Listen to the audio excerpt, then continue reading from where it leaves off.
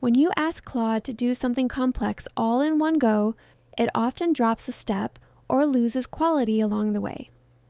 The fix is prompt chaining. Let me show you how it works.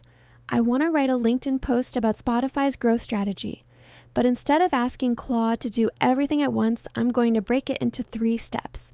Step 1, research. I'll ask, list the 3 most important reasons behind Spotify's growth into the world's leading music streaming platform.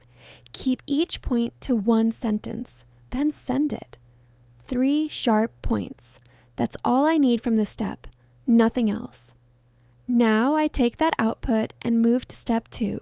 Step 2, outline. Still in the same chat, so Claude has full context. I type, using those 3 points, create a short outline for a LinkedIn post. Include a hook line, 1 sentence per point, and a closing call to action. Send it again and wait. Now I have a structure. I can check it, adjust it, and only move forward when it's right. That's the whole point. You're in control at every stage. Step 3, draft. I type, now write the full LinkedIn post based on that outline. Keep it under 150 words, conversational tone, end with a question.